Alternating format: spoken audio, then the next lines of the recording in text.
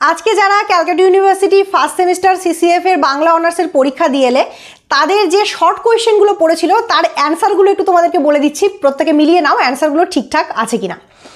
তো দেখো, তোমাদের যে শর্ট কোয়েশ্চেনগুলো পড়েছিল তার মধ্যে 7 দাগের কয়ে রয়েছে শ্রীকৃষ্ণ কীর্তন কাব্যের পুঁথির আবিষ্কর্তাকে। অ্যান্সারটা হবে বসন্ত রঞ্জন রায় বিদ্যুৎবল্লভ মহাশয়।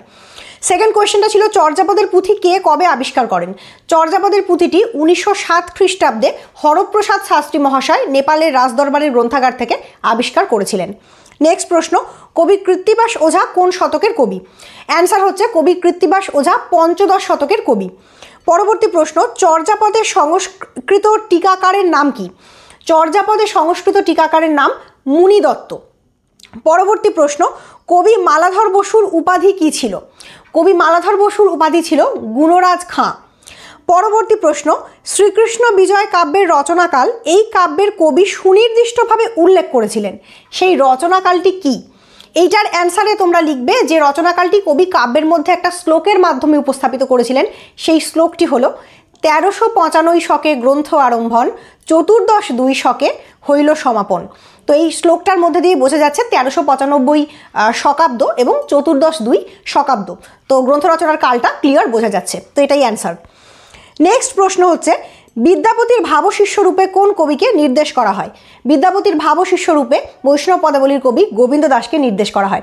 বাকি প্রশ্নগুলোর অ্যান্সার দিচ্ছি। প্রসঙ্গত বলে রাখি, তোমরা যারা কালকে মুদ্রণ প্রকাশনের পরীক্ষা দেবে আমার চ্যানেলে অলরেডি তার সাজেশন আপলোড করা আছে, তোমরা সাজেশনটা দেখে নিতে পারো।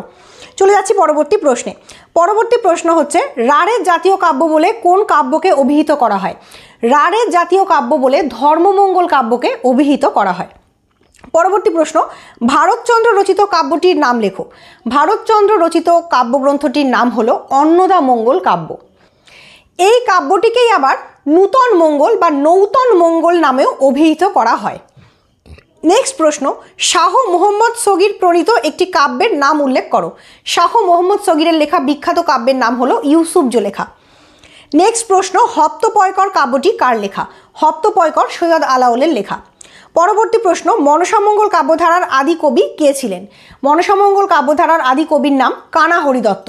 কারণ পরবর্তী যে সমস্ত কবিরা মনসামঙ্গল কাব্য লিখেছিলেন তারা অনেকেই কানা হরিদত্তকে আদি কবি বলে শ্রদ্ধা জ্ঞাপন করেছেন।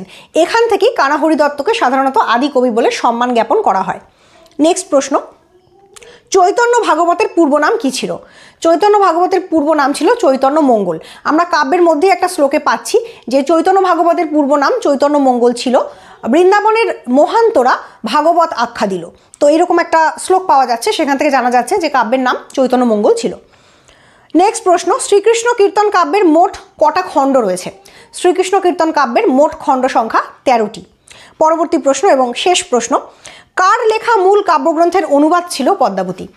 পদ্মাবতীটা যদিও সৈয়দ আলাওলের লেখা, কিন্তু পদ্মাবতীর যে সূত্রটা সেটা তিনি গ্রহণ করেছিলেন মুহম্মদ জায়সির লেখা পদুমাবত নামক একটি কাব্যগ্রন্থ থেকে।